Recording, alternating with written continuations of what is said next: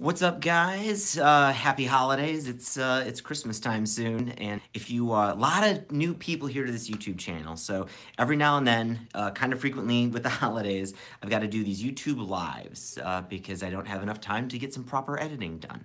And these YouTube lives, I usually take questions from people, and usually one of the lives is kind of a theme I take from a question I usually get from people who've been commenting or emailing in.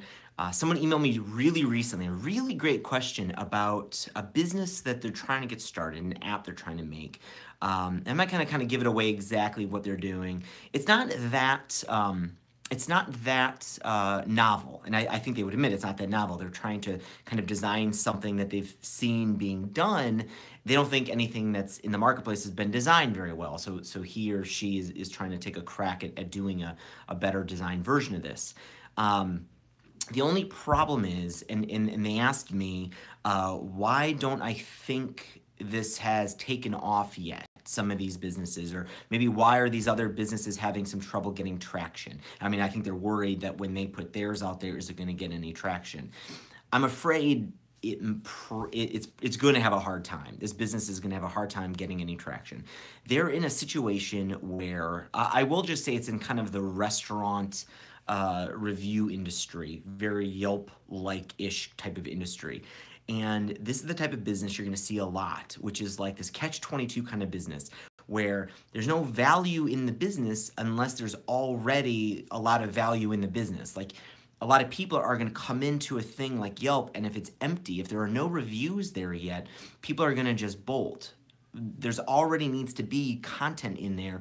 And so it's really hard. This is one of those businesses that it's really hard because you need new users, but new users don't want to start unless you already have a lot of users. It's a lot like a very similar situation a lot of people have with like double-sided marketplaces where, if you're the next eBay, it's really tough because you need a lot of inventory, because if people come in and you don't have anything to sell yet, they bolt, but you need people to hang out and start selling stuff. So it's like this really tough situation.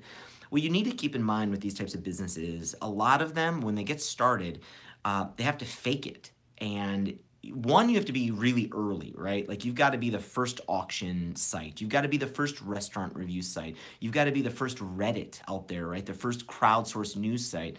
And those businesses, even though they're the first, a lot of them fake it. So Reddit very famously faked it. They created a lot of fake content when they got started.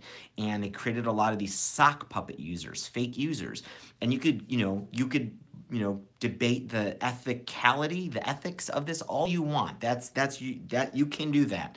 I'm not here to debate this, but I will say, like, it was very effective. Like, when people would come in, like, whoa, there's all this discussion going on, lots of people submitting news, I'll take part in this. If it was just Alexis and his partner doing this themselves, it would have been a lot less interesting. And you see examples of, like, Airbnb did versions of this where they went and got they automated going out and getting a lot of listings from Craigslist into Airbnb. You see this with even like Grubhub. I'm friends with one of the founders of Grubhub, and I remember, like, back in the day when they were getting Grubhub started, they like did a lot of work to kind of seed Grubhub with a lot of menus, and that was just work they had to do to kind of prepare this, because a lot of restaurants weren't doing it themselves yet. Grubhub had like no value to people like you and me who want to order food, unless there was a lot of restaurants in there. But restaurants weren't really taking part because it was like a nobody at the time. So Matt and his partner, Matt Maloney, they did all this work to kind of fill it with content, but they had to do it. And they had to use kind of all the tricks and automation and kind of hacks to figure this out. So if you want to start a business like this, and especially in restaurants, it's hard because, like, people are going to go to Yelp. I don't care if Yelp's terrible. Some people would think so. I'm not going to dig on Yelp, but I'm sure a lot of people would say, Yelp's, the X is bad about their business, Y is bad about their business, whatever. But Yelp right now has the network. They've got all the inventory of all the reviews of these restaurants. It's going to be very hard for a new person to come in starting from nothing. And so it's going to be tough ever to unseat a Yelp or someone else doing any kind of reviews or any other site out there that already has this huge inventory of content.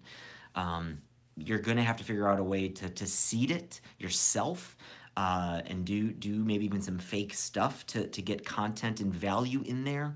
while your new users are coming on. But it's doable. I'm sure it's doable. I'm sure, whatever idea you have, there's a way to seed it with something. It just might take a lot of deep thought and not always just have to rely on like crowdsourcing all this stuff, because they're not going to do it unless they see something in there already. Just a warning. We did that with Inkling too. Like I remember Inkling, we had this whole public side of our prediction markets.